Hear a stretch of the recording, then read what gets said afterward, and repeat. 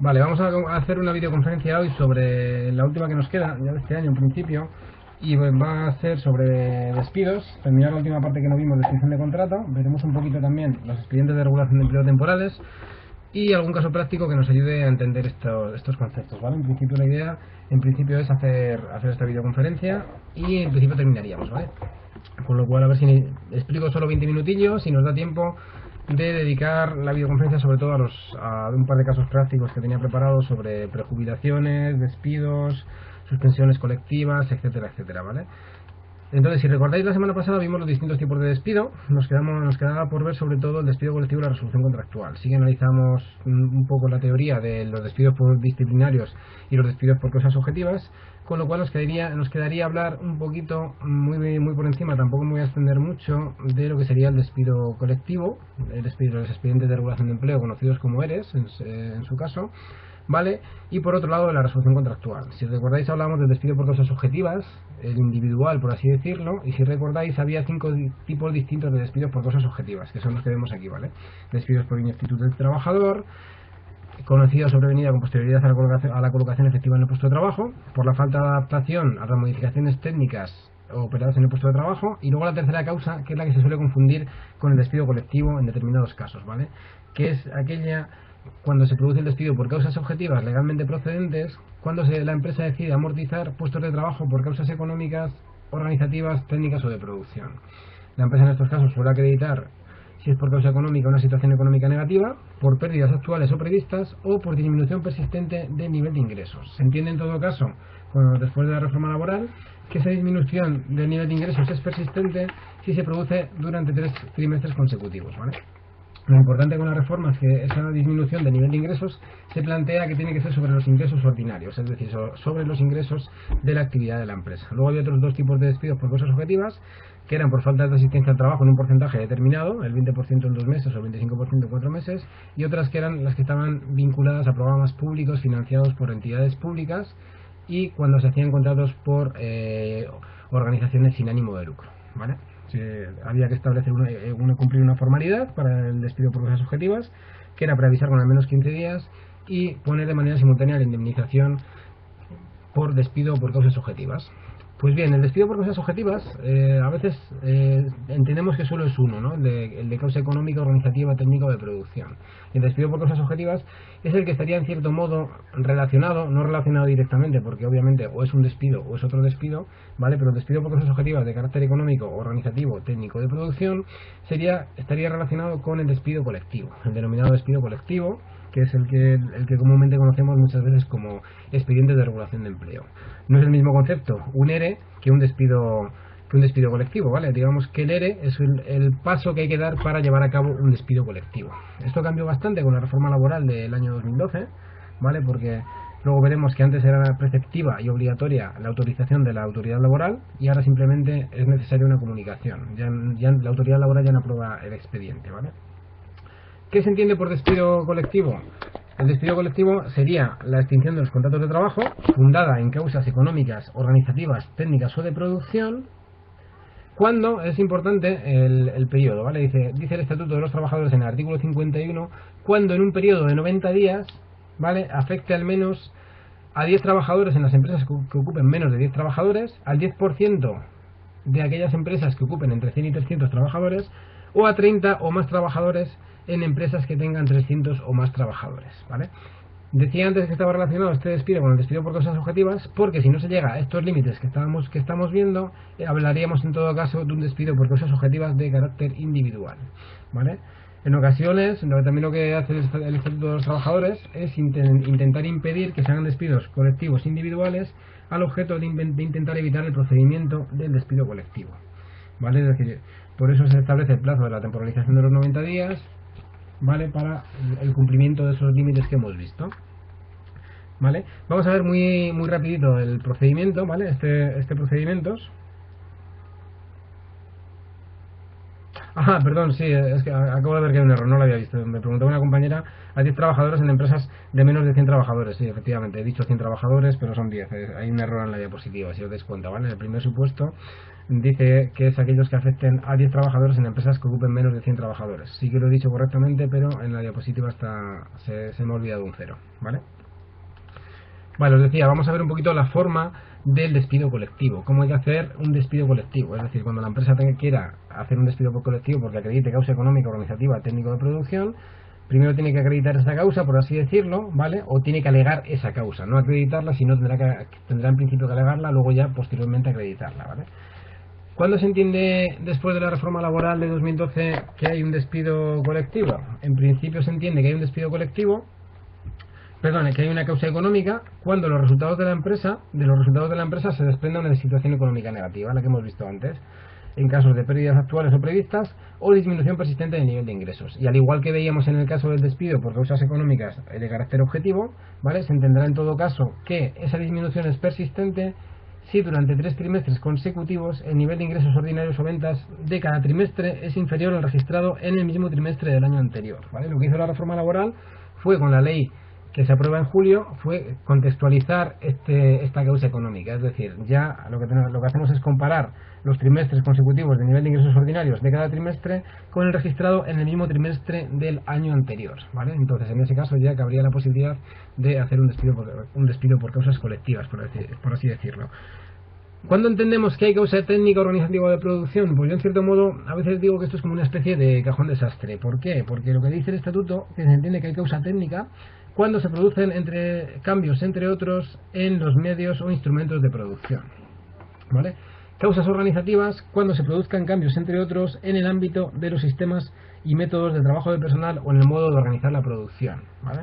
Y causas productivas cuando se produzcan cambios en la demanda de los productos o servicios que la empresa pretende colocar en el mercado. Desde mi punto de vista es fácil que una empresa pueda alegar causa técnica o causa organizativa, ya que depende un poco de la propia organización de la empresa, ¿vale? Entonces, en cierto modo, sí que es como una especie de cajón desastre, porque sobre todo en las causas técnicas y las organizativas. Las productivas sí que dependen más, en virtud de la redacción del artículo, más de la demanda que pueda haber en el mercado, ¿no?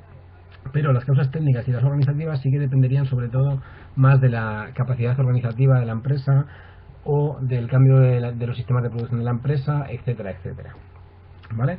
¿Qué tiene que hacer una empresa cuando plantee un despido colectivo? Lo que tiene que hacer, en primer lugar, es comunicar a la autoridad laboral el expediente de regulación de empleo. Es decir, la empresa tiene que hacer un documento en virtud del cual se comunique el expediente de regulación de empleo a la inspección de trabajo, ¿vale?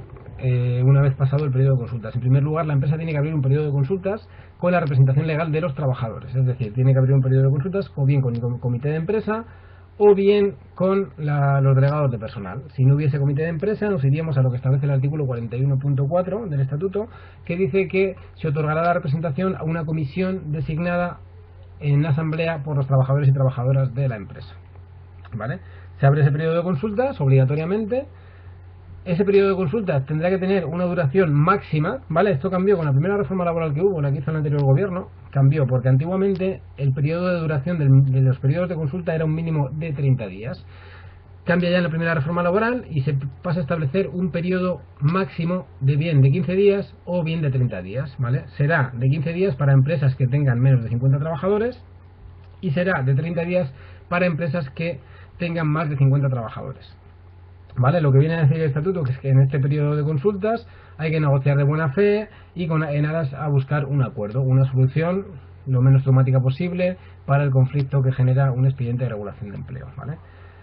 ¿Qué puede ocurrir? Que este expediente de regulación de empleo en el periodo de consultas termine con acuerdo o sin acuerdo, ¿vale? Si hubiese un acuerdo, ese acuerdo sería solamente impugnable ante la jurisdicción por dolo, coacción, abuso del derecho o fraude en su celebración, ¿vale? Es decir, en principio el acuerdo vincularía, no se podría impugnar por la modalidad de despido colectivo, por así decirlo, por la modalidad de conflicto colectivo. Puede ocurrir que no haya acuerdo. Si no hay acuerdo, los trabajadores que no hayan firmado o los representantes legales de los trabajadores que no hayan firmado ese acuerdo podrán impugnarlo ante la jurisdicción social competente, al objeto de considerar ese tipo de despido procedente o que no fuese procedente, por así decirlo, ¿vale? Si no hubiese acuerdo, lo que tendría que hacer la empresa será hacer una notificación individual de los despidos a los trabajadores que estuviesen afectados por el ERE, transcurrido un mínimo de 30 días desde la apertura del periodo de consulta hasta el despido en todos los casos, ¿vale? La indemnización que lleva aparejada este despido colectivo es la misma que veíamos para el despido por causas objetivas, es decir, 20 días por año con el límite máximo de 12 mensualidades, ¿vale? Y las particularidades que os decía era que había que comunicar el ERE también a la Inspección de Trabajo, es decir, la Inspección de Trabajo emitirá un informe preceptivo pero no vinculante, ¿vale? Ese informe obviamente no va a ser vinculante, tampoco lo era antes, ¿vale? Y también se hará llegar una memoria explicativa de las decisiones por las cuales se fundamenta ese expediente de regulación de empleo en el cual se plantean las extinciones de contratos, ¿vale? De un determinado número de trabajadores que llegue a los límites que veíamos antes, ¿vale? Y lo que os decía al principio, la novedad principal es que este expediente de regulación de empleo ya no tiene que ser aprobado por la autoridad laboral, es decir, por el organismo dependiente del Ministerio de Empleo y Seguridad Social. Antes de la reforma laboral, obligatoriamente este despido colectivo y este expediente de regulación de empleo debía ser aprobado por la autoridad laboral. Ahora ya no es necesaria esa aprobación, con lo cual se somete todo a la voluntad de las partes. También cabe una opción, que es que las partes puedan someter a decisiones de arbitraje, ¿vale? Si hubiese problemas para llegar a un acuerdo, etcétera, etcétera. ¿Vale? Imagino que habéis visto en los medios de comunicación los despidos colectivos que han planteado empresas como Coca-Cola, Nutrexpa, etcétera, etcétera, y que salió la semana pasada que la Audiencia Nacional precisamente había estimado la demanda interpuesta por los trabajadores por la representación legal de los trabajadores, declarando nulos los despidos. Parece ser, no he podido leer la sentencia, pero parece ser que en lo que fundamenta la Audiencia Nacional esa nulidad de los despidos es sobre todo en la ausencia de buena fe en el desarrollo del periodo de consultas, ¿vale? Vale, a veces cuando hablamos de despido colectivo o de expedientes de regulación de empleo solemos confundirlo también, no lo vimos con lo que se llama suspensión colectiva. Cuando vimos suspensión de contratos no vimos la suspensión colectiva de contratos, ¿vale? Vamos a verlo muy rapidito, ¿vale? Porque está relacionado con lo que estamos viendo, ¿vale? Y es por diferenciarlo, solemos llamar un ERE a un expediente de regulación de empleo con carácter definitivo porque plantea extinciones contractuales. Y luego también con este periodo de crisis estamos viendo muchos, o todos y todas conocemos a gente que ha estado, siempre se dice que estoy en ERE, ¿no? Esto es cuando decimos que estamos en ERE o que estamos teniendo un contrato de suspensión, hablamos más de ERTE, sería un expediente de regulación de empleo temporal. Solemos llamar a los expedientes de suspensión colectiva de contratos expedientes de regulación de empleo temporal, ¿vale? ¿Qué es una suspensión colectiva de contratos? Al igual que en el despido colectivo, en el artículo 47 del Estatuto de los Trabajadores se regula una suspensión colectiva de contratos. La diferencia es que aquí no hay extinción, es decir, no se plantea despido de los trabajadores y trabajadoras afectados por el expediente, ¿vale? Sino que se plantea una suspensión temporal. Los expedientes de suspensión pueden ser de suspensión pura y dura o en otros casos expedientes de reducción de jornada, ¿vale? Es decir, se reduce la jornada durante un tiempo y el trabajador va a pasar a cobrar una parte al desempleo si solicita la prestación por desempleo. No es obligatorio, ¿vale? Pero puede hacerlo. Y por otro lado, hablaríamos de los expedientes en suspensión, ¿vale? Los expedientes de suspensión hay distintas modalidades. Implica que los trabajadores y trabajadoras trabajan dos días, 3 días a la semana y se van al ERE, al ERTE en este caso, otros 2 o 3 días, dependiendo de la jornada laboral que tenga cada trabajador, ¿vale? En este caso, digamos que el procedimiento es muy similar al del despido colectivo. Hay que comunicar a la autoridad laboral el ERTE, del Servicio Público de Empleo, ¿vale? Y además también se hará llegar una copia a la autoridad laboral. En este caso, un periodo de consultas, hay que abrir también un periodo de consultas con buena fe en la contratación, etcétera, etcétera, para intentar que las partes lleguen a un acuerdo, ¿vale? Si no hubiese acuerdo, o lo mismo que antes, la empresa ha de comunicar la decisión a los trabajadores afectados, si son todos y si no, son los que sean, y si hay acuerdo, pues digamos que la decisión sería, en cierto modo, definitiva para este expediente de regulación de empleo. Y también hay que comunicarlo al Servicio Público de Empleo, ¿vale? ¿Por qué?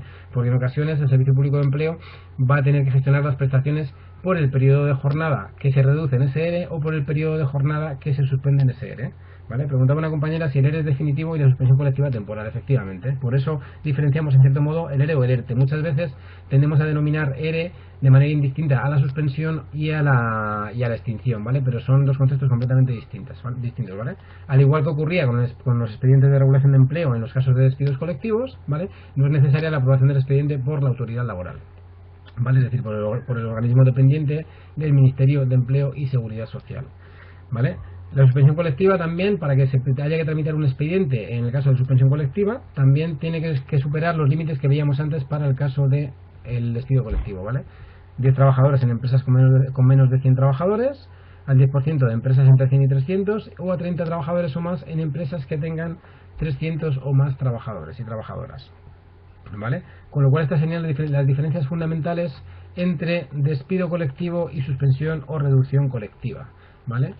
Nos quedaría por ver, con respecto a la extinción, lo que llamamos comúnmente o doctrinalmente la resolución contractual, es decir, la extinción indemnizada del contrato de trabajo, ¿vale? Ya hemos hecho referencia a ella, con lo cual muy rapidito, no me extiendo, ¿vale? ¿Qué es la resolución contractual? Es lo que regula lo que se regula por el Estatuto de los Trabajadores, ¿vale? En el artículo 50, si no recuerdo mal, estoy hablando de memoria, y es la opción que tiene un trabajador de solicitar la extinción indemnizada de su contrato de trabajo alegando incumplimiento grave del empresario. ¿Cuáles son los incumplimientos que puede alegar el trabajador? Lo que cita el artículo 50, a modo, en cierto modo, de ejemplo, serían las modificaciones sustanciales, perjudiciales para el trabajador o que se produzcan sin respetar el procedimiento regulado en el artículo 41 del Estatuto, ¿vale? Y siempre y cuando menoscaben o resulten en perjuicio de la dignidad del trabajador.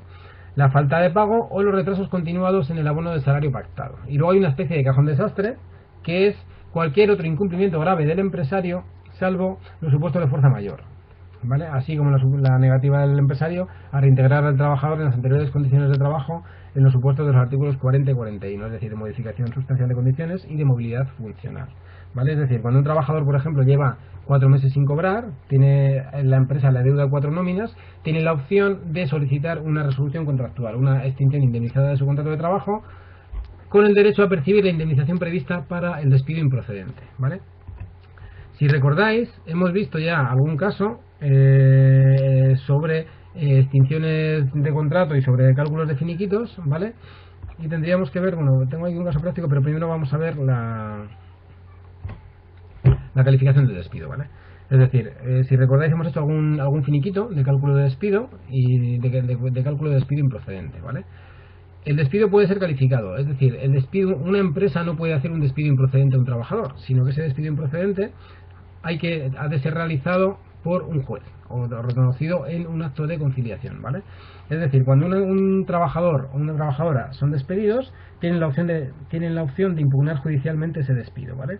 Cuando se impugna judicialmente ese despido, hay 3 opciones: que el despido sea declarado procedente, es decir, la decisión de la empresa, fue correcta, y en principio el trabajador no va a tener derecho a indemnización puesto que el despido fue procedente, por así decirlo. Por ejemplo, un despido disciplinario, en virtud del cual la empresa despide a un trabajador porque ha estado 10 días sin ir a trabajar, por ejemplo, y no ha justificado esas ausencias, ¿vale? El juez dice que es un despido procedente, con lo cual el trabajador solo tiene derecho a percibir la liquidación de los salarios pendientes que tuviese, vacaciones no disfrutadas y parte proporcional de pagas extraordinarias. Un despido por causas objetivas, que es impugnado por el trabajador. Un despido por causa objetiva, por causa económica, por ejemplo, el trabajador le impugna y el juez puede decir que fuese procedente porque existiese esa causa económica que ha alegado a la empresa.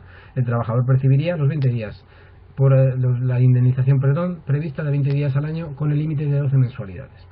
Puede ocurrir que el juez diga que el despido es improcedente, ¿vale? En este caso, lo que ocurre es que va a haber un derecho de opción, ¿vale?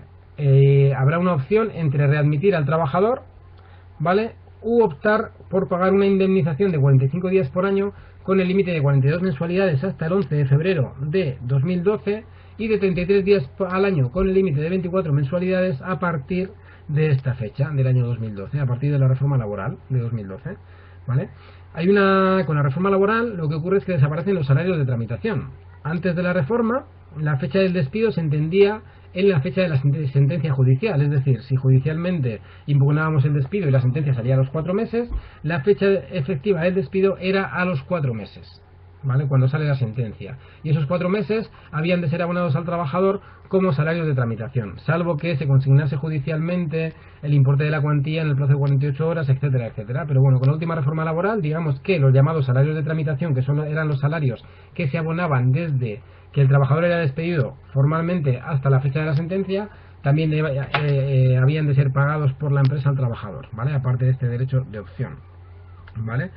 ¿La opción es siempre de la empresa o hay algún caso en el que esa opción es de los trabajadores y trabajadoras? Es decir, la opción entre readmisión e indemnización.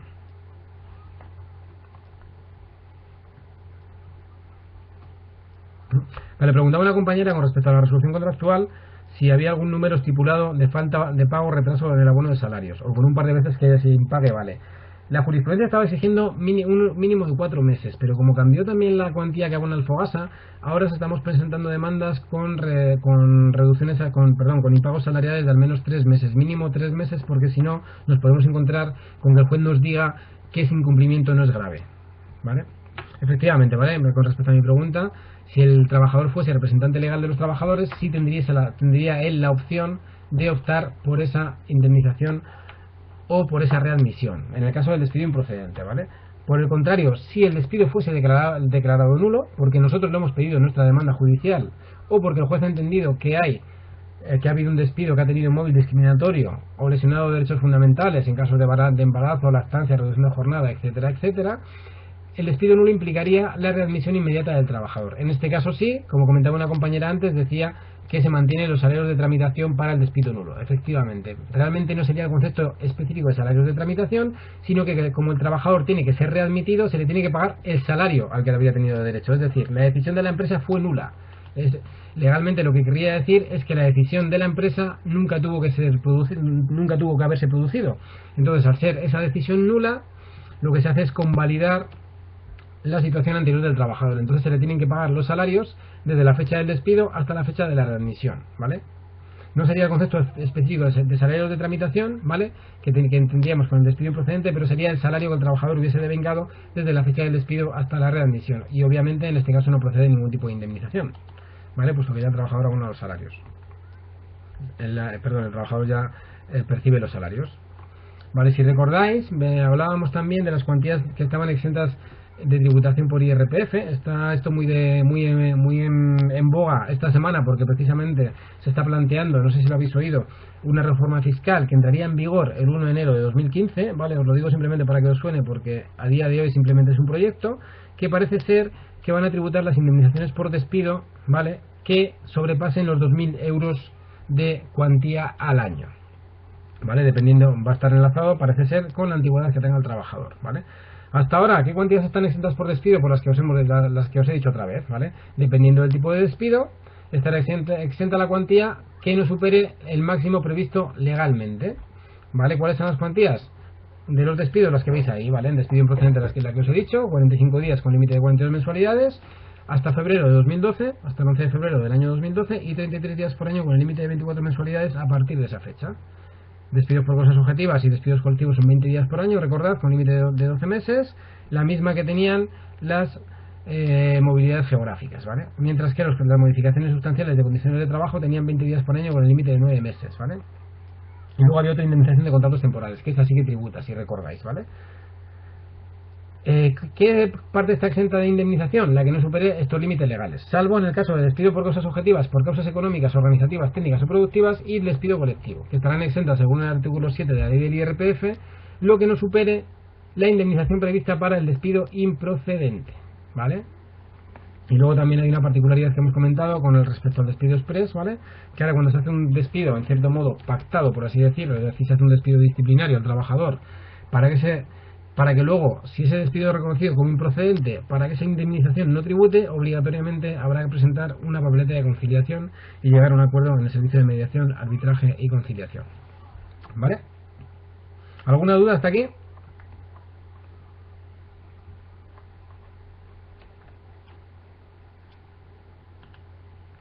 Vale, pues vamos a pasar ya en principio a hacer unos casos prácticos, ¿vale? Porque nos queda media horita, un poquito más, supongo que al final, como siempre, se me extenderé más. Pero bueno, vamos a hacer un par de casos prácticos sencillitos y uno un poco más complicado, a ver si nos da tiempo de hacerlo, ¿vale? Porque es un tanto más complicado en el sentido de que nos va a generar más dudas quizá y más cálculos, ¿vale? Bueno, nos dice este supuesto: María Alfavor trabaja en la empresa Manolo y Benito SL como administrativa, bajo la modalidad de un contrato indefinido bonificado desde el 1 de enero de 2004. El 19 de febrero de 2011 tuvo una baja por un problema congénito en el corazón. En noviembre de 2012 recibió una carta del Instituto Nacional de Seguridad Social en virtud de la cual le iniciaban de oficio un expediente de incapacidad permanente, habiendo recibido una resolución el 20 de diciembre de 2012 en la que se indica que desde esa fecha pasa a situación de incapacidad permanente total, quedándole una prestación de 686,68 euros al mes. El día 21 recibe un burofax de la empresa en la que se indica la extinción de su contrato de trabajo. Ante las dudas que le surgen, acude usted para que le pueda asesorar en las siguientes cuestiones. ¿Existe alguna particularidad porque el contrato de trabajo fuese bonificado? ¿Lo puede extinguir la empresa directamente? ¿Qué creéis en este caso? En la primera pregunta.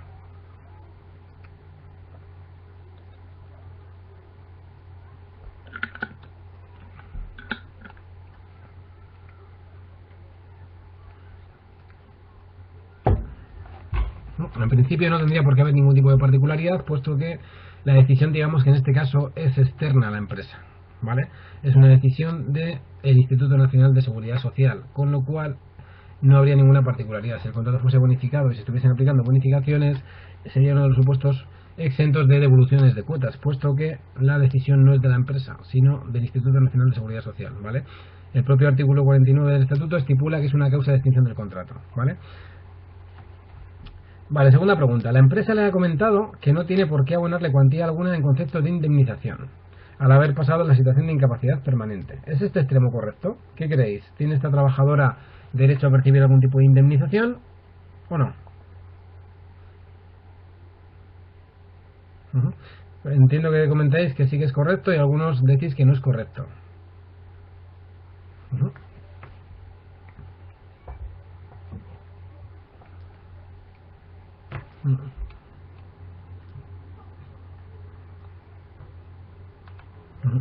Vale, pues en este caso comentaos que realmente no habría derecho a indemnización por despido, porque es una causa legal de extinción, como comenta José María, pero no despido. Y efectivamente no hay indemnización aparejada porque es una causa de extinción establecida en el Estatuto de los Trabajadores.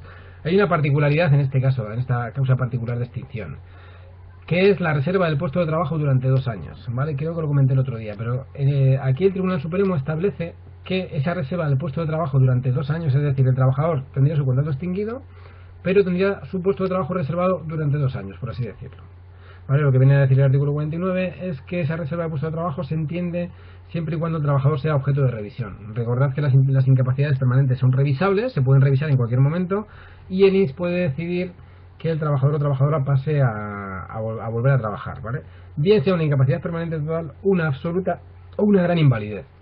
Imaginaos un compañero o una compañera que le hayan concedido una incapacidad permanente absoluta porque tuviese una enfermedad congénita grave, o un cáncer, etcétera, etcétera. Se cura porque pasa todo el proceso de quimioterapia y el trabajador es dado de alta médicamente, entonces ese trabajador ya puede pasar a trabajar, por así decirlo. Vale, pues esos 2 años de reserva del puesto de trabajo, la interpretación que hace el Tribunal Supremo es que existe reserva del puesto de trabajo siempre y cuando en la resolución del Instituto Nacional de Seguridad Social figure expresamente que el trabajador o trabajadora va a ser objeto de revisión. Es decir, no cabe simplemente decir que el trabajador podrá ser revisado por agravación o mejoría. Tiene que poner expresamente que va a ser revisado expresamente en una fecha determinada, al año y medio, etcétera, etcétera. Efectivamente, lo que comenta José María, muy bien, ¿vale? Tiene que declarar el INS esa revisabilidad, ¿vale? A veces, lo comento porque a veces nos lleva a error. Y si no conocemos lo que dice el Supremo, entendemos que teníamos precisamente esos 2 años de reserva del puesto de trabajo en este caso, ¿vale? Pero no es así, ¿vale? Vale, la trabajadora... bueno, perdón, antes de terminar, la segunda pregunta. ¿Tendría derecho a cobrar algún tipo de cuantía en la trabajadora en este caso? Si fueseis asesores de la trabajadora, ¿le diríais que reclamase algo?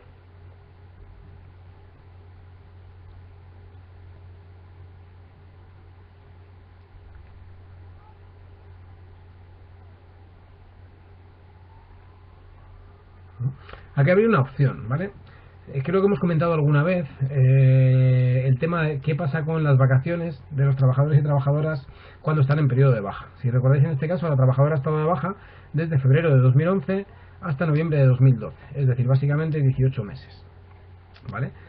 En la reforma laboral se introdujo el tema de las vacaciones no disfrutadas, ¿vale? Hay una sentencia del Tribunal de Justicia de la Unión Europea del año 2009 que establece que los trabajadores y trabajadoras que hayan estado de baja y no hayan podido disfrutar las vacaciones, ¿vale? Siempre y cuando no estuviesen justo disfrutando las vacaciones cuando caen de baja, ¿vale? Tendrán derecho a disfrutar las vacaciones cuando se reincorporen.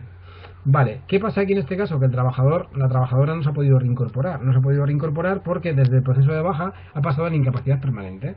Con lo cual, en este caso, lo que podría reclamar la trabajadora sería el pago o el abono de las vacaciones no disfrutadas con el límite de 18 meses. ¿Por qué digo límite de 18 meses? Porque la propia reforma laboral, la Ley 3/2012, lo limita a esos 18 meses, ¿vale? Pero podría reclamar eso y obviamente si la empresa le debiese algún salario pendiente. Normalmente no, porque ha estado de baja durante 18 meses y probablemente la empresa no le deba ni pagas extraordinarias ni salarios pendientes. Pagas extraordinarias probablemente no, porque salvo que en el convenio se establezca, la trabajadora no tendría derecho a cobrar las pagas extraordinarias por el periodo que está de baja, ¿vale?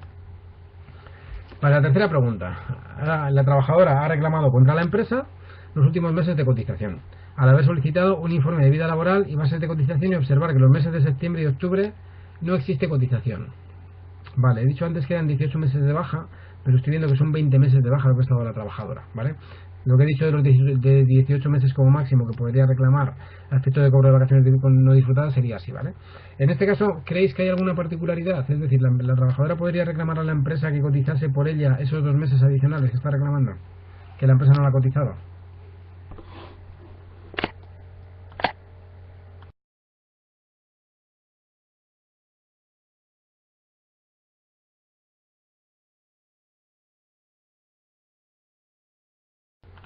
Un compañero comenta que se lo deberíamos reclamar al INS. Vale, en los procesos de incapacidad temporal, incluso aunque tuviésemos un pago directo por el INS o por la mutua en su caso, ¿vale? La cotización sigue estando a cargo de la empresa, ¿vale? Es decir, la empresa sigue teniendo la obligación de cotizar por los trabajadores. Pero durante los primeros 545 días de la baja, es decir, durante los primeros 18 meses de baja. Pasados esos 545 días de esa baja, de la misma baja, ¿vale? La empresa ya no tiene la obligación de cotizar por los trabajadores, entonces puede dejar de cotizar. Con lo cual, estos 2 meses que tiene sin cotizaciones los tendrá sin cotizaciones, salvo que la trabajadora opte por hacer un convenio especial y pagar sus cotizaciones directamente ella, ¿vale? Vale, y la cuarta pregunta ya la he contestado, ¿vale? Pregunta, ¿el pase de la situación de incapacidad permanente implica una extinción automática del contrato de trabajo, siendo el mismo indefinido, si conserva la trabajadora algún derecho? ¿Vale? Este es lo que estaba relacionado con la reserva de puesto de trabajo que ya hemos comentado, ¿vale? Vale, ¿alguna duda hasta aquí?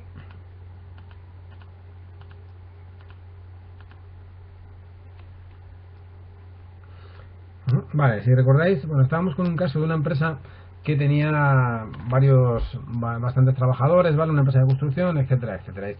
Os voy a hacer otra pregunta. Esta empresa que tiene más de 500 trabajadores, ¿vale? Tiene causa económica, organizativa, técnica y productiva, etcétera, etcétera. Nos dice aquí que la empresa quiere despedir a 2 de los aparejadores, 3 técnicos del departamento de administración, 4 técnicos de marketing, pero todos ellos tienen en la empresa una antigüedad de más de 5 años y la empresa no quiere pagar la indemnización por despido improcedente, ya que sería hacer frente al pago de una cuantía monetaria demasiado alta.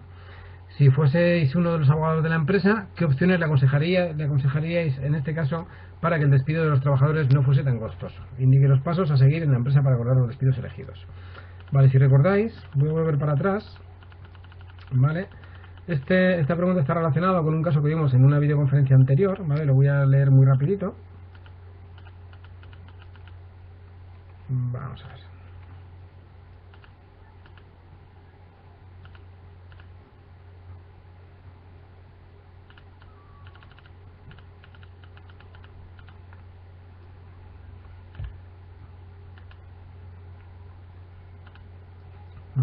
Vale, que era este caso, ¿vale? La empresa constructora Argamasa, ¿vale? Una empresa con 560 trabajadores dedicada a la construcción y que tiene una serie de problemas económicos por la propia actividad de construcción de edificios para viviendas que realizaba la empresa, ¿vale? Esta empresa dice que está domiciliada en la calle García Lorca de Salamanca y se dedica a la actividad de construcción, ¿vale? Dada la grave crisis del sector, se está planteando abrir nuevas vías, tales como construcciones de carreteras, autopistas, etcétera, etcétera. ¿Vale? Es un poco, está enlazado con este enunciado, ¿vale? En este caso, vamos a ver. En el supuesto que os planteaba, ¿vale? Estamos planteando unas opciones para practicar qué tipos de despidos le aconsejaríais a la empresa en este caso. Vale, en este caso, 3 técnicos de departamento de administración, 4 técnicos de marketing, etcétera, etcétera.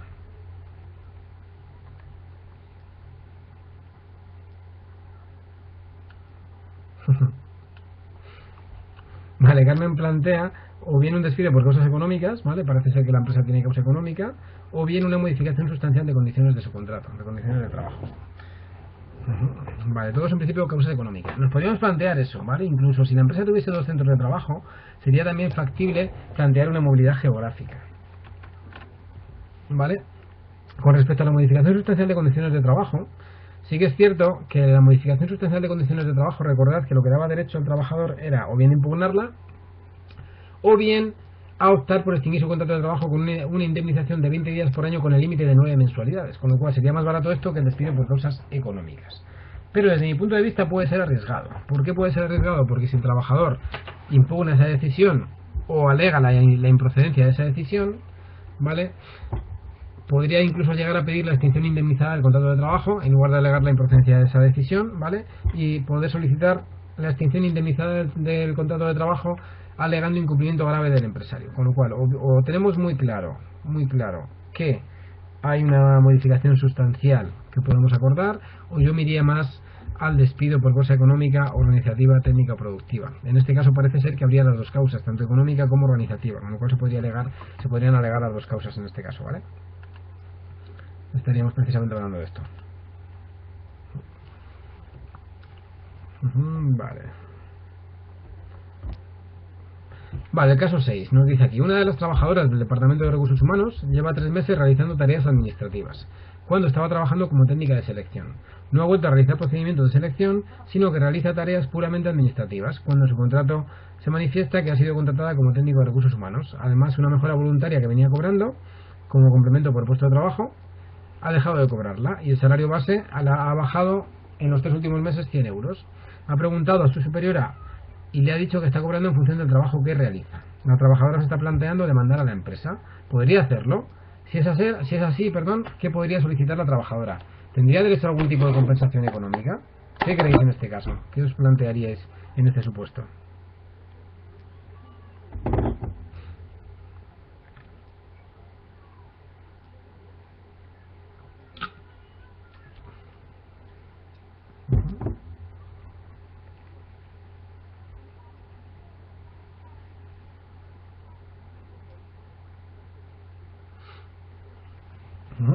Efectivamente, tendría esa opción, ¿vale?, la que estáis planteando. Aquí a la trabajadora se le está haciendo una movilidad funcional inferior, por así decirlo. Es decir, está pasando a realizar tareas no propias de su categoría profesional. Pero parece que trasluce del supuesto que no es algo temporal, sino que puede ser algo definitivo, ¿vale? Si fuese algo temporal, recordad que no se le puede bajar el salario, ¿vale?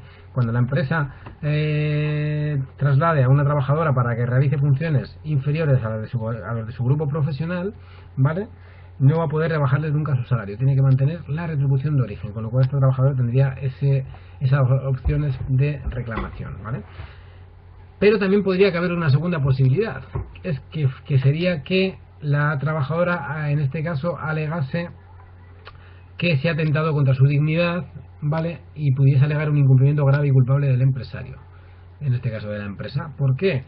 Porque se está haciendo una modificación sustancial perjudicial y que atenta a su dignidad, y sería una de las causas que podrían dar opción a la trabajadora a solicitar una extinción indemnizada del contrato de trabajo con derecho a percibir la indemnización prevista para el despido improcedente, ¿vale? Aquí habría habido una movilidad funcional, pero yo entiendo que quizá, como pregunta la compañera, sí podríamos alegar una modificación sustancial de condiciones de trabajo. Entiendo que se podría alegar perfectamente una modificación sustancial de condiciones de trabajo perjudicial para la trabajadora y pudiese caber la solicitud de la extinción indemnizada del puesto de trabajo, ¿vale? Cuando hacemos esta solicitud de extinción indemnizada de nuestro puesto de trabajo para poder percibir la indemnización prevista para el despido improcedente, la particularidad es que nosotros tenemos que seguir en la empresa, porque esa decisión es judicial, ¿vale? Es decir, hasta que no haya una sentencia judicial que declare el derecho a esa extinción del puesto de trabajo, la trabajadora va a tener que seguir trabajando en la empresa, y en este caso probablemente en el mismo puesto de trabajo que estaba realizando, ¿vale? con lo cual sí que cabría hablar de una modificación sustancial de condiciones de trabajo, ¿vale? El siguiente supuesto. En el Departamento de Recursos Humanos trabajan 2 trabajadores como auxiliares administrativos que durante los últimos 3 meses no han cobrado sus nóminas, alegando a la empresa el difícil momento de tesorería que están viviendo dada la crisis en el sector y que están en trámites con el banco para solicitar un crédito y poder pagar a todos los trabajadores. Han hablado con algunos compañeros del departamento y han observado que son los únicos que no han cobrado durante los 3 últimos meses, por lo que se están planteando demandar a la empresa. ¿Podrían hacerlo? ¿De qué forma tendrían que demandar a la empresa y qué pasos tendrían que seguir para hacerlo? ¿Qué plantearíais en este caso? Plantea una compañera, pero ¿qué pasaría si la trabajadora resulta no estar capacitada para realizar las tareas para las que fue contratada y sin las de inferior categoría? Vale, pues ahí, si la trabajadora firma una modificación o una innovación de su contrato, no habría problema. Pero si la trabajadora resulta que lleva 15 años haciendo esas funciones, choca un poco que ahora no sepa hacerlas, ¿no? En cierto modo. Vale, efectivamente, con este caso estaríamos hablando de la extinción indemnizada del contrato de trabajo. Los trabajadores tendrían 2 opciones, ¿vale? Aquí siempre la opción va a ser del trabajador, es decir, el trabajador va a poder solicitar esa extinción indemnizada del contrato de trabajo, ¿vale? Pero eso implica que sí que te quedas sin trabajo, ¿vale? Que a día de hoy es un bien muy preciado, ¿vale? O bien una reclamación de cantidades, como comenta la compañera, ¿vale? También la opción que le podríamos plantear a estos trabajadores es una reclamación de cantidad pura y dura, es decir, meter una reclamación de cantidad, porque parece ser que son los únicos que no están cobrando, y meter una reclamación de cantidad, o ambas cosas a la vez, ¿vale? Antes eran 2 demandas distintas, ahora ya se pueden acumular y se pueden meter las 2 demandas en el mismo momento, ¿vale? Aquí también, por curiosidad, salió una sentencia del Tribunal Supremo, ¿vale? Antiguamente, hasta hace poco más de un año, ¿vale? Lo que teníamos que hacer era meter esta demanda de extinción contractual y el trabajador tiene que seguir en el puesto de trabajo hasta que salga esa sentencia, ¿vale? En este caso, en el caso de impago de salarios, se ha establecido una particularidad por parte del Tribunal Supremo, que es que si el trabajador encuentra un puesto de trabajo nuevo, se puede marchar del puesto de trabajo nuevo aunque no haya salido de la sentencia, ¿vale? Vale, preguntaba un compañero con respecto a la pregunta que hacía otra compañera antes, si en estos casos hay alguna especie de acuerdo entre las partes con validez. ¿Vale? Si yo tengo un contrato de trabajo, de una jornada completa, ¿vale? La empresa me quiere hacer una modificación sustancial de condiciones de trabajo, y esa modificación sustancial de condiciones de trabajo implica que mi jornada va a pasar de ser del 100%, es decir, un contrato a tiempo completo, a un contrato a tiempo parcial. Mi jornada va a pasar a ser al 70%, ¿vale? La empresa me puede ofrecer la opción de un pacto, es decir, hacer una modificación de mi contrato de trabajo. Si yo como trabajador y como empresa de manera bilateral los dos firmamos ese pacto, por así decirlo, sería un pacto válido entre partes. No sería impugnable porque es un pacto que han hecho los trabajadores, salvo que el trabajador pudiese alegar coacción, dolo, abuso del derecho, etcétera, etcétera, ¿vale? Pero eso es muy complicado, ¿vale? ¿Qué ocurre si no hay acuerdo entre empresa y trabajador? Pues que es cuando entrarían ya las modificaciones sustanciales de condiciones de trabajo. Vale, preguntaba un compañero, imagino, José María, que preguntas con respecto a lo que estaba comentando, porque estamos mezclando un poco los 2 casos anteriores, ¿vale? Preguntas en relación con lo que os he contado de la doctrina del Supremo, con la opción que tienen ahora los trabajadores de, si encuentran un nuevo trabajo, poder trabajar en una nueva empresa hasta que salga la sentencia que está resolviendo sobre la extinción indemnizada del contrato de trabajo.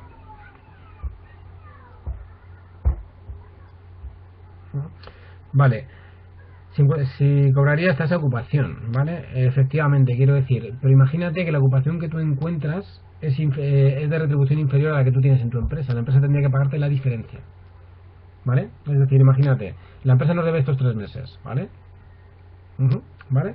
Nos debe los 3 meses, metemos la demanda de extinción contractual, ¿vale? Con lo cual, si yo siguiera trabajando en la empresa, la decisión de la extinción del contrato surge a los 2 meses siguientes de haberme yo ido a otra empresa, por así decirlo, ¿vale? Aunque hay una extinción, si hubiese alguna revisión salarial, diferencia salarial, se podría reclamar esa diferencia salarial, ¿vale? Con respecto a un pago sobre el impago de salarios, si se podría hacer algún pacto, pues preguntaba el compañero Jesús si se podría hacer algún pacto sobre el impago de salarios. Siempre caben pactos sobre el impago de salarios. Una opción recomendable, en lo que solemos recomendar muchas veces a los trabajadores, incluso a las empresas también, que quieren mantener a los trabajadores, no quieren esa demanda, es poder hacer un reconocimiento de deuda, ¿vale? Es decir, ¿qué particularidad tiene un reconocimiento de deuda?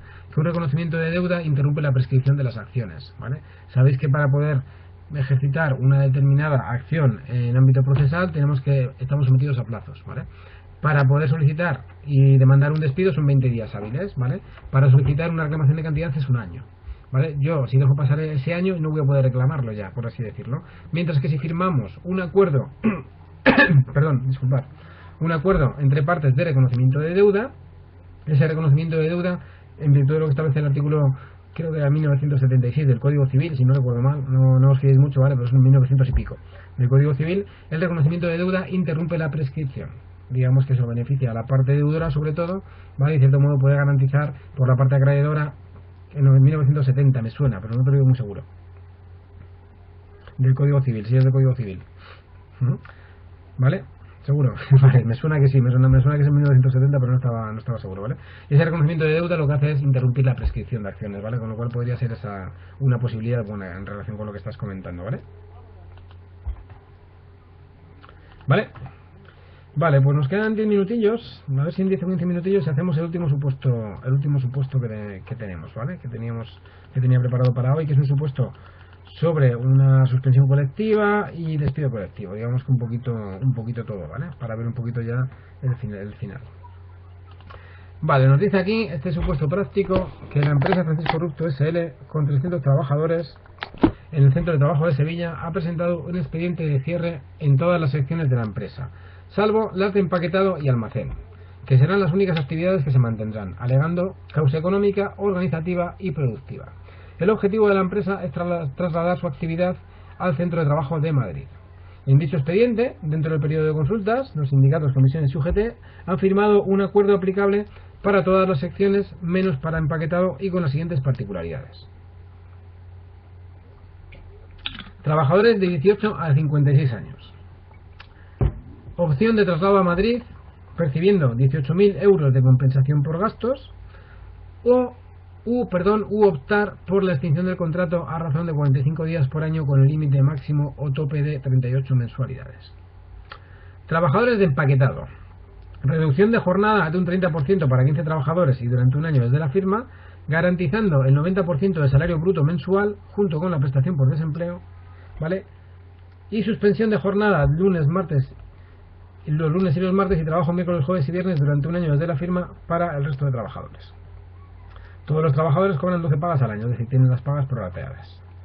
Reducción del 10% del salario de los trabajadores del almacén, ¿vale? Recordad que el expediente de regulación de extinción, por así decirlo, no afectaba a empaquetado y almacén, sino que tiene un acuerdo que estamos viendo, ¿vale? Y luego se establece un plan de prejubilaciones, aparte. Trabajadores de 57 a 60 años tendrán garantizada una renta del 80% del salario neto hasta la edad de 63 años, más abono del convenio especial hasta dicha edad.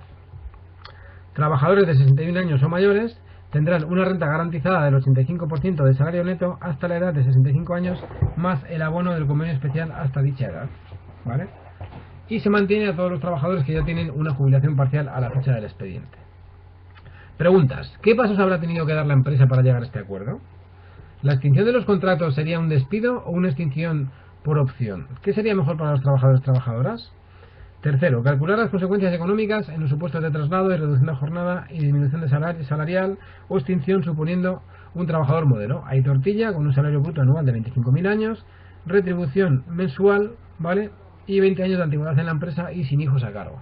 Y se le retiene y no sé si planteábamos la retención del IRPF, ¿vale? Para hacer el cálculo neto.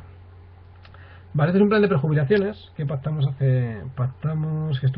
estuvimos asesorando hace un año, ¿vale? Y es un caso bastante real, ¿vale? Están inventadas las provincias, etcétera, etcétera, ¿vale? Pero bueno, en principio, ¿qué os parece? ¿Qué pasos habría tenido que dar la empresa para llegar a este acuerdo?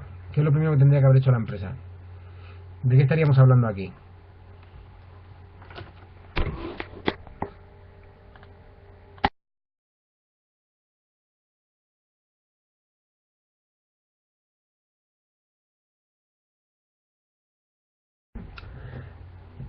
Vale, aquí estaríamos hablando, en cierto modo, un poco un totum revolutum, ¿vale? Estamos hablando de ERES, estamos hablando de ERTES y estamos hablando de planes de prejubilaciones.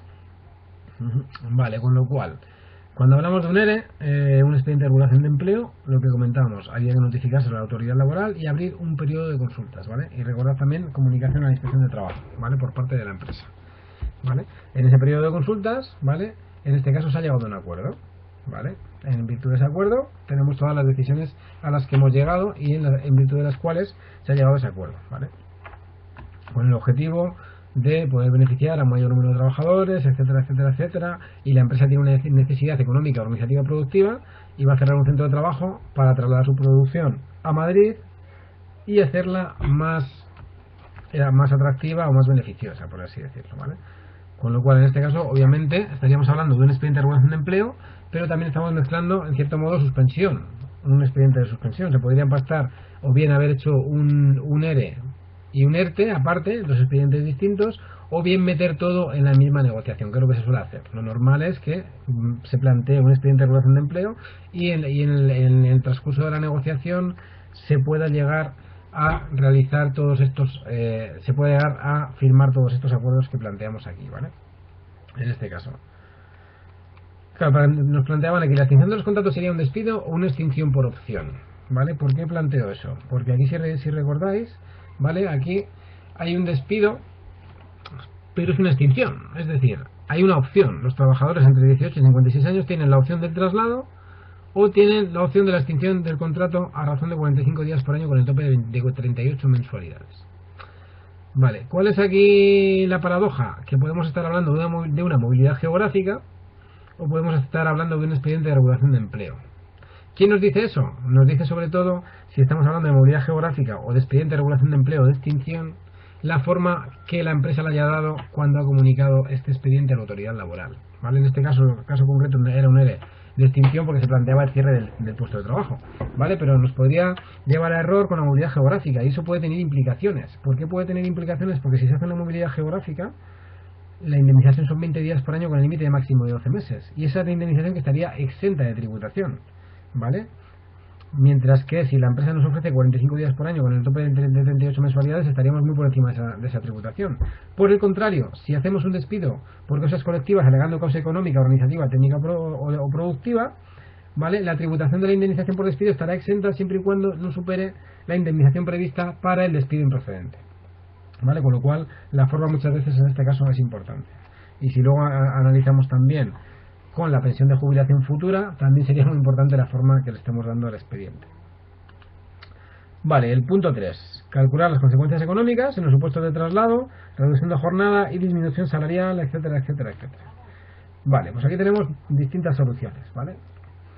¿Cuáles son las consecuencias económicas para trabajadores y para empresa? Aquellos trabajadores que decidan trasladarse a Madrid, la empresa le va a pagar 18.000 euros por compensación de gastos, ¿vale? No parece mucho, parece poco dinero y parece una amortización bastante fácil, ¿vale?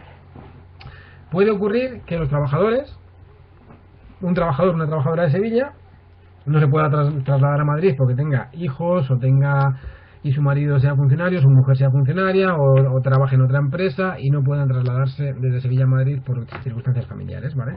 Entonces se establece la opción de la extinción del contrato a razón de 45 días por año con el límite máximo de 38 mensualidades. ¿Qué tendríamos que hacer aquí? Calcular la indemnización por la extinción de ese contrato, ¿vale? Que sería en este caso un despido colectivo, ¿vale? Entonces tenemos que hacer lo de siempre. En primer lugar, calculamos la antigüedad a efectos indemnizatorios, ¿vale? En este caso recordad que es muy sencillito, porque ahí hemos planteado que a efectos de cálculo vamos a considerar un trabajador modelo que tiene 20 años de antigüedad y una retribución bruta anual de 25.000 euros, ¿vale? Distribuidos en 12 pagas, ¿vale? Pues bien, en este caso lo que se nos plantea es, primero tenemos que hacer como siempre, calcular la antigüedad a efectos indemnizatorios, luego el salario diario y la indemnización, ¿vale? Entonces, ¿qué hacemos para calcular la antigüedad? El trabajador tiene derecho a 45 días por año, es decir, 45 días en 365 días, y tendrá derecho a X días en 7.300 días, es decir, en 20 años. Eso nos da que tendrá derecho a 900 días de indemnización, ¿vale? Luego calcularíamos el salario diario. Recordad que dijimos que era retribución mensual, por lo tanto cogemos el salario bruto anual de este trabajador, que son 25.000 euros, dividimos entre 360 y eso nos da su salario diario a efectos indemnizatorios. Recordad que en el salario diario a efectos indemnizatorios cogemos todo lo que sea salarial, incluidas partes proporcionales de pagas extraordinarias. ¿vale? Una vez que tenemos el salario diario y tenemos la antigüedad a efectos indemnizatorios, ya podríamos calcular la indemnización, ¿vale? La indemnización sería 900 por 69,44, ¿vale? Y únicamente nos faltaría por calcular el límite, ¿vale? El límite son 38 mensualidades, ¿vale? 38 mensualidades, si recordáis, nos dice que son 45 días por año, con el límite máximo de 38 mensualidades. Si cogemos 38 meses y lo multiplicamos por 30, serían 1140 días, con lo cual, como le estamos pagando a este trabajador 900 días, no estaríamos pasando el límite establecido, ¿vale? ¿Qué ocurre con la tributación? Que la tributación será diferente si estamos hablando de un expediente de regulación de empleo o de una extinción por movilidad geográfica, ¿vale? Lo que os he contado antes, ¿vale? Y también aquí, en cierto modo, se estaría superando, a partir de febrero del año 2012, se estaría superando la indemnización prevista para el despido improcedente, con lo cual la parte que exceda desde febrero de 2012 de 33 días por año con el límite máximo de 24 mensualidades sí tributaría, ¿vale? Tributaría y cotizaría, puesto que se supera el máximo previsto para la indemnización por despido improcedente, ¿vale? Vale, nos iríamos al tercer supuesto, reducción salarial. Recordad que uno de los trabajadores del almacén se había firmado una reducción salarial pura y dura, es decir, reducción de salario firmada, con lo cual se plantea una reducción salarial de un 10% para los trabajadores del almacén, ¿vale? Reducción salarial, 10%, 25.000 euros, por el 10%, 2.500 euros, con lo cual este trabajador pasaría a cobrar, de cobrar 25.000 euros, pasaría a cobrar 22.500 euros brutos anuales, ¿vale? Con lo cual la nómina mensual en bruto con las pagas extras prorrateadas pasaría a ser de 1.875 euros al mes, ¿vale? Vale, luego si recordáis también se planteaba para los trabajadores de empaquetado, si no recuerdo mal, para los trabajadores de empaquetado se planteaba, si veis en el segundo punto del caso, se planteaba una reducción de jornada del 30% durante un año y garantizando el 90% del salario bruto mensual junto con la prestación por desempleo, ¿vale? Esto es lo que vamos a calcular ahora, cómo hacer ese cálculo. Es un tanto complicado a veces, ¿vale? Suele ser complicado porque a veces el cálculo hay que hacerlo en neto y no en bruto. Yo en este caso, para que fuese más sencillo, he puesto el cálculo en bruto, ¿vale? Pero suele ser muchas veces en neto, con lo cual tenemos que descontar seguridad social y descontar IRPF, ¿vale? Reducción de jornada del 30%, ¿eso que implica? Que el trabajador va a poder optar por cobrar el 70% de la empresa y el 30% del servicio público de empleo, es decir, que podría percibir la prestación por desempleo por el 30% de la jornada, ¿vale? Vale, pues ¿qué tenemos que hacer? En primer lugar tenemos que calcular esa reducción, ¿vale? Esa reducción salarial que tengo de la empresa. Esa reducción salarial de la empresa es del 30% sobre 25.000 euros, es decir, voy a cobrar 7.500 euros menos al año, ¿vale? Luego tendríamos que calcular el salario neto que me va a pagar la empresa y la prestación por desempleo que me va a pagar el servicio público de empleo, ¿vale? Por un lado y por el otro. Vale, pues en este caso mi salario bajará, en principio mi salario de la empresa bajará en 7.500 euros brutos al año. Eso quiere decir que voy a pasar a cobrar, como veremos luego, unos 1.458,33 euros al mes en bruto, ¿vale? Suponiendo que decíamos que teníamos pagas estas prorrateadas. Vale, recordad que hemos firmado que la empresa nos va a garantizar el 90% del salario al mes bruto, ¿vale? ¿Eso qué quiere decir? Que tenemos que calcular el 90% de nuestro salario mensual, ¿vale? ¿Cómo calculamos el 90% de nuestro salario mensual? Cogemos 25.000 euros, dividimos entre 12 pagas, nos sale nuestro salario mensual, incluidas partes proporcionales de pagas extras, y lo multiplicamos por el 90%, ¿vale? Eso quiere decir que yo voy a pasar a cobrar de lo que cobre de la empresa junto con la prestación por desempleo, se me tiene que complementar hasta 1.875 euros, ¿vale? Pregunta a un compañero si consume el periodo de prestación. Sí, pero hay una particularidad. Se consume el periodo de prestación en función de la reducción de jornada autorizada. Es decir, en este caso, 30% de reducción de jornada, digamos que un mes consumiría 30 días. Perdón, un mes consumiría 10 días. ¿Por qué? Porque tú vas a consumir en función de la reducción de jornada que está autorizada por el expediente. Sí que se consume, ¿vale? Y luego hay una particularidad. ¿Habéis oído hablar alguna vez de la reposición de la prestación por desempleo?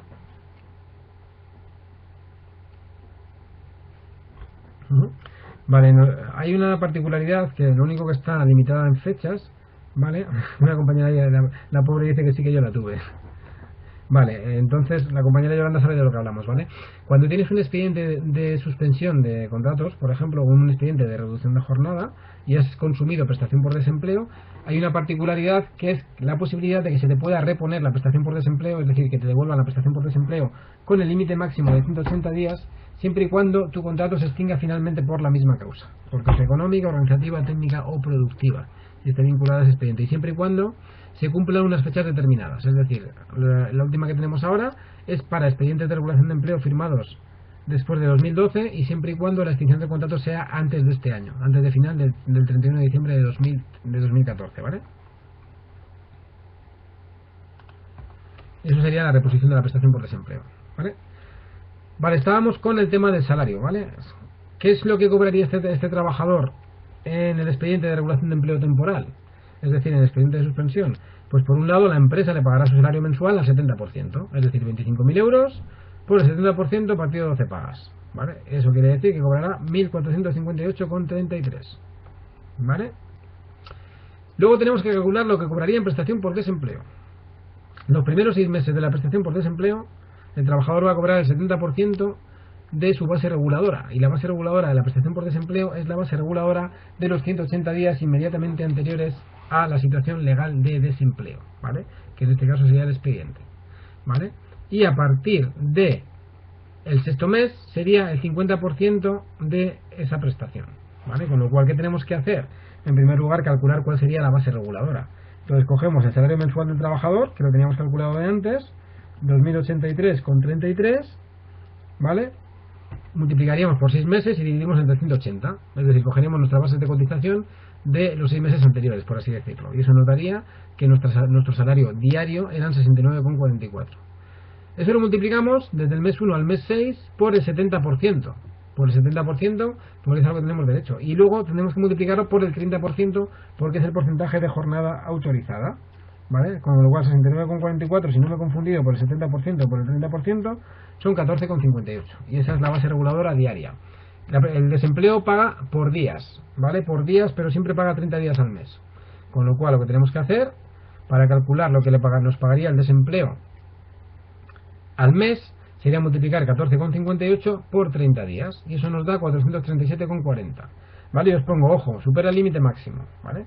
Recordad que hemos dicho que este trabajador modelo es un trabajador sin hijos. Las prestaciones por desempleo, igual que el resto de prestaciones de seguridad social, siempre están limitadas en su cuantía máxima, ¿vale? Y la cuantía máxima de prestación por desempleo en bruto, sin hijos a cargo, son 1.087,20. Con hijos a cargo son 1.242, y con un hijo a cargo, y con 2 hijos a cargo 1.397, si no recuerdo mal, ¿vale? Con lo cual, ¿qué tendríamos que hacer? Multiplicar esos 1.087,20 por el 30%, y eso nos daría lo que cobraríamos de prestación por desempleo, ¿vale?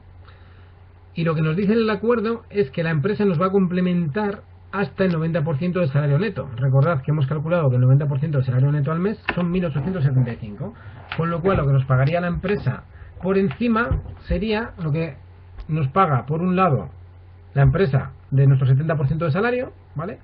Más los 326,16, que es lo que nos paga el Servicio Público de Empleo, más lo que se llamaría complemento de ERE. Ese complemento de ERE tiene que llegar hasta el 90% del salario bruto, ¿vale?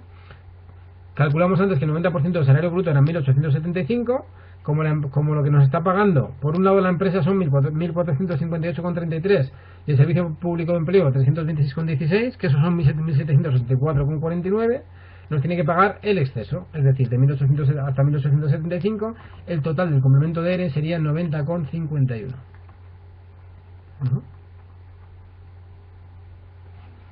En nóminas, pregunta una compañera que cómo se refleja este complemento de ERE. Normalmente se suele poner complemento ERE, precisamente, complemento ERE, complemento ERTE. Cotiza y tributa, efectivamente. Pregunta una compañera que por qué multiplicamos por el 30%. Estamos multiplicando por el 30% porque recuerda que es un expediente de regulación de empleo temporal con una reducción de jornada del 30%.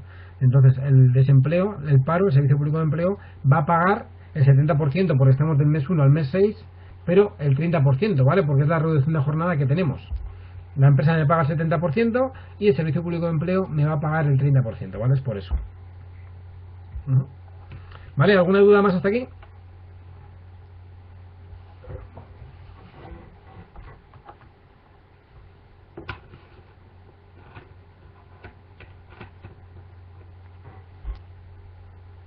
Pregunta una compañera que a partir del sexto mes la empresa tendría que subir el complemento. En este caso no necesariamente, ¿vale? Habría que verlo, porque habría que hacer el cálculo, porque date cuenta que 2.083,33 por el 50%, el paro paga a partir del sexto mes el 50% de la prestación, ¿vale? 2.083,33 por el 50% serían, sí, tendría que subirlo, serían 1.041,66, ¿vale? Con lo cual, de 1.041,66 por el 30%, no estoy calculando, serían 312, con lo cual el complemento sería un poquito más, efectivamente. Ese complemento tendría que subir. ¿Vale? Vale, pues yo en principio por mi parte nada más. Era la última videoconferencia que teníamos de este año. Agradeceros la atención, espero que os hayan resultado útiles las videoconferencias que hemos hecho. Sé que a veces es poco tiempo, 1 hora, y por eso siempre me extiendo mucho, me extiendo más, como podéis ver, ¿vale? Y nada, pues desearos suerte en los exámenes que tengáis, con los cursos, másteres que estoy haciendo, y nada, saludaros y que paséis un buen verano, ¿vale? Venga, muchas gracias.